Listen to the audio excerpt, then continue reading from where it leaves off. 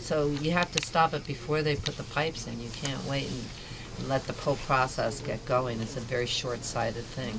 And there are plans for putting how many thousands? 50 to 100,000 wells in New York State, which would completely change the state forever. It's irreversible. So we got to think about it. And I like what you said. If you were to get a tattoo, you might think about it for a while, what you were going to get. But they've only spent 90 days on reviewing the EPA study on whether or not to frack permanently the entire state, which is just not enough time to think about it. We need to really look into this, and you can't study the effects of 100,000 wells by studying 2 wells, and they only studied 2 for the last EPA study. That's not really a study as far as we're concerned. So it's so major. The difference of what's going to happen is so big. I mean, the dialogue that should be happening to even consider this should be so in-depth and bipartisan and everything else.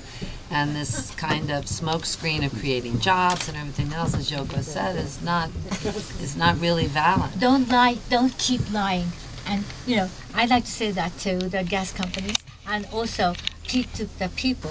Don't get deceived. Don't listen to them, because in order to do something so terrible, they have to lie somehow. And we are the ones, who are saying things that's truthful. What do you think about that Governor Cuomo doesn't understand or doesn't get? Do you feel as though he's missing something in terms of the science? I think he has a lot of pressure on him because of the economy, and there's a lot of corporate influence in politics. That's just the way it works these days. But something like this is not just something that's going to exist for one term. This is the time to be a hero and really think of the bigger picture, because it's clear what has to be done. It's not, it's not that complicated, really, when you see the facts. They're bubbling right up in our faces. So, what would be stopping people is just greed and the pressure. He's under a lot of pressure, but I think that he's a good man, and that I'm sure why he's going to make it. He's going to make it. We have to visit him and let him see and hear some of the voices of these people that have been living through this. And it's, even in these small communities, it's dividing these communities because of the economic problems. And yet the long term, not even that long term, pretty quickly you'll see that it's the wrong thing. And water, you can't get any more basic than water.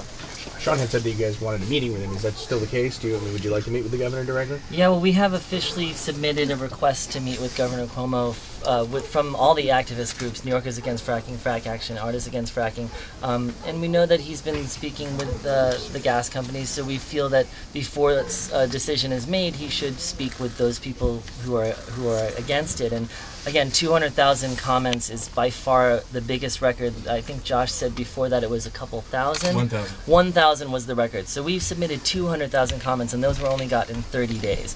So obviously New Yorkers care about this. They don't want it to happen, and I still believe in our democracy. So hopefully we'll get to speak with our governor. It's so unfair because I keep meeting the gas company people all the time, I'm sure. So just one meeting with us is not going to hurt, And also, there's nothing to be scared of. She's a very sweet lady.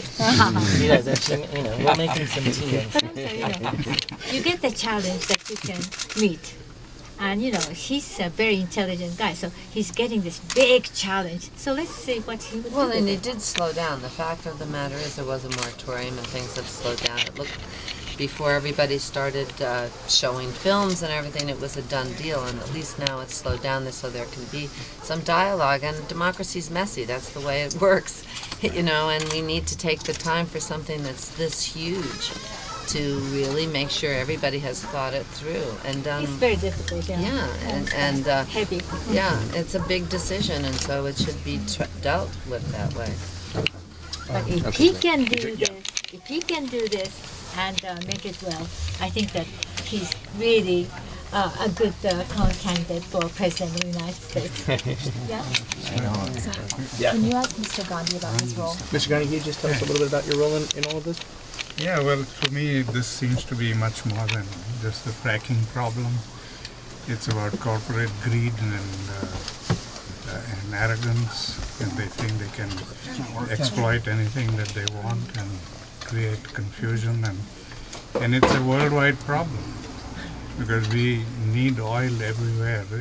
Every country in the world needs oil, and eventually this is going to be expanded all over the world, and everybody is going to suffer from it. So it's our duty to stop it right now before it gets to become an international problem. Well, it is an international problem, and that's why we know that we're not just saying our land, our farm, because once we start to do something good for the state of New York, that would affect the whole world. But also already now, I'm getting letters from England, Britain, and France and all that to say, well, why don't you do something about it? Because especially in Britain, they're starting it. So they said, Yoko, please do something in Britain. And I said, oh, what am I going to do? It's like that. And this is also violence against nature. My grandfather talked about non-violence, and it was not just about non-violence against human beings.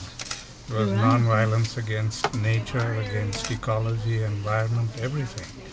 And so we have to recognize that we are committing violence against nature, against resources, against environment, and eventually this is going to destroy us, destroy humanity. We can see the evidence of that already when we have very little compassion or tolerance towards each other. We are killing each other, destroying each other every day. And this is the beginning of the destruction of civilization. Well, we can turn it around, though, can't we? Yes, we can. Thank you. We can turn